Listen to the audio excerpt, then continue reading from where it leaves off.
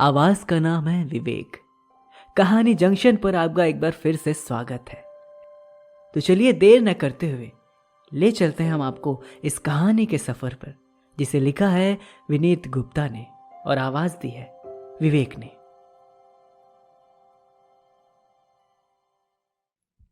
दिल्ली के लाजपत नगर के इलाके के बंगलो नंबर E243 से एक 20-22 साल का एक नौजवान लड़का अपनी अस्त व्यस्त शर्ट पहने हुए अपनी जीन्स का बटन बंद करते हुए भागते भागते निकलता।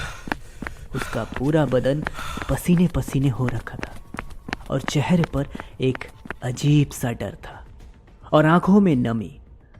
और उस बंगले के अंदर एक कमरे में बेड पर एक 30-35 साल की महिला लेटी हुई है। उसके बदन पर सिर्फ एक चादर के अलावा कुछ भी नहीं था। उस कमरे की हालत देखकर कोई भी समझ सकता था कि वहां क्या हुआ था। भावना को उसकी फ्रेंड खुशबू का कॉल आता है।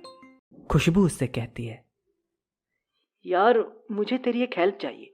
वो मुझे एक केस में तेरी हेल्प चाहिए। भावना दिल्ली के सबसे बड़े criminal lawyer mister Amit Trivedi के ऑफिस में इंटर्न है और एक अच्छे केस की तलाश में है जिससे उसे नेम एंड फेम दोनों मिल जाए। भावना खुशबू से कहती है, हाँ बता क्या केस है। खुशबू थोड़ा उदास होते हुए कहती है, रेप रेप रेप।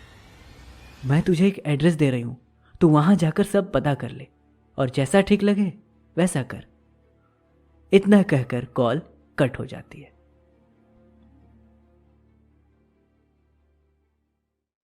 भावना लाडोसराय इलाके की झुग्गियों की तंग गलियों के बीच में एक झुग्गी के दरवाजे पर जाकर रुक जाती है। वो आसपास नजर घुमाती है। सब लोग उसको ही देख रहे थे। उनकी नजरें मानो उससे लाखों सवाल कर रही थी। उसे बहुत अजीब लगता है, पर भावना उन सभी को इग्नोर करती हुई दरवाजे पर दस्तक देती है। एक 35-40 साल का आदमी दरवाजा खोलता है। आदमी दरवाजा खोलते हुए बोलता है, हाँ जी, आप कौन और किससे मिलना है आपको? मैं एडवोकेट भावना हूँ और मैं आपका केस स्टडी करने आई हूँ। भावना अपना परिचय देते हुए कहती है, क्या मैं अंदर आकर बात कर सकती हूँ? आदमी उसे अंदर आने का इशारा करता है। भावना के अंदर आते ही वो आदमी कहता है, पर हमने तो कोई वकील नहीं किया है, तो आप यहाँ कैसे? भावना कुर्सी पर बैठते हुए कहती है, जी वो मेरी फ्रेंड है खुशबू। उसने मुझे यहाँ का एड्रेस दिया था और कहा था कि आपसे आकर मिल लूँ। तो बताइए किसका रेप हुआ है और वो कहाँ है? मेरे बेटे। पीछे से उस आदमी की पत्नी बोलती है और बोलते बोलते अचानक चुप हो जाती है। मेरे बेटे ने रेप किया है, आपको उसे बचाना है। आदमी अपनी पत्नी की बात काटते हुए कहता है। भावना हल्की सी खराश के साथ बोलती है, क्या बोला आपने? आपके बेटे ने किसी का रेप किया और आप चाहते हैं कि मैं एक लड़की होते हुए एक रेप के आरोपी का केस लड़ूं? आपने सोच भी कैसे लिया कि मैं ऐसा करूंगी? अब तो मैं आपके बेटे के खिलाफ केस लड़ूंगी और आपके बेटे को सजा दिलवाऊंगी ताकि उसे पता लगे कि एक नारी के सम्मान को ठेस पहुंचाने का अंजाम क्या होता है। अब तो मैं इसे फांसी दिलवा कर ही रहूंगी। उस आदमी की पत्नी बीच में बोलती है, फांसी क्यों? भावना गुस्से में कहती है, रेप जैसे घिनौने अपराध की यही सजा होनी चाहिए, पर हमारे देश का कानून इस मामले में थोड़ा ढीला है। पर मैं पूरी कोशिश करूंगी कि उसे फांसी ही हो। उस आदमी की पत्नी कहती है कि पर उसने कुछ नहीं किया है। भावना, पर अभी तो आपके पति ने कहा कि उसने रेप किया है। आप एक मां होने के नाते कह रही हैं कि आपके बेटे ने कुछ नहीं किया है, पर एक औरत की तरह सोचिए, उसने कितना घिनौना काम किया है। उस आदमी की पत्नी ने दोबारा कहा, वो ऐसा कर ही नहीं सकता है। भावना कहती है, क्यों? वो रेप क्यों नहीं कर सकता? वो औरत रोते हुए बोलती है, क्योंकि उसका रेप हुआ है। भावना चौंकते हुए, क्या? उसका रेप हुआ है? भावना सन्न होकर वापस से कुर्सी पर बैठ जाती है। आदमी अपनी पत्नी को चुप कराते हुए भारी आवाज में कहता है, नहीं, उसने रेप किया है। वो खुद कह रहा है। उसके साथ रेप कैसे हो सकता है? वो एक मर्द है। उसकी पत्नी उसे देखती रह जाती है। तभी अचानक से भावना कहती है, क्यों नहीं हो सकता?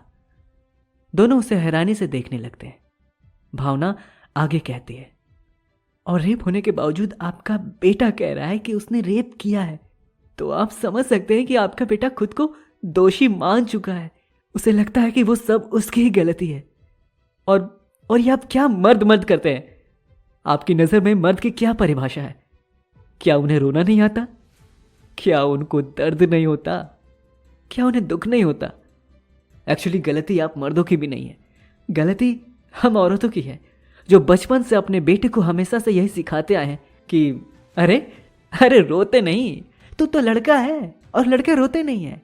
कभी उनको किसी ने नहीं सिखाया कि तुम भी रो सकते हो, कि किसने रोका है तुम्हें? तुम भी अपना दुख बाहर निकाल सकते हो। अंदर ही अंदर घुटना तुम्हें मर्द नहीं बनाएगा। वो आदमी भावना की बात को बीच में काटते हुए बोलता है, मैडम, खरबूजा चाकू पर गिरे या चाकू खरबूजे पर, कटता खरबूजा ही है। वैसे ही चाहे जो भी हो, रेप किसी का भी हो, कोई भी करे, पर मजा तो मर्द ही को आता है ना। उसका इतना कहना था कि अंदर रूम से उसका बेटा रोते हुए बाहर आता है और रुआसी आवाज में बोलता है, मजा नहीं था बाबूजी। वो 1 घंटे मेरी जिंदगी के नर्क से कम नहीं थे। उसके नाखून मेरी पीठ पर किसी खंजर के जैसे लग रहे थे, और उसके होठों का स्पर्श मेरे बदन पर खौलते हुए लावा की तरह लग रहा था।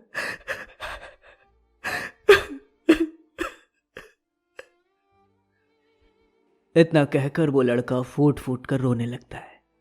उसके माँ बाप अपने घुटनों पर बैठ जाते हैं और रोने लगते हैं।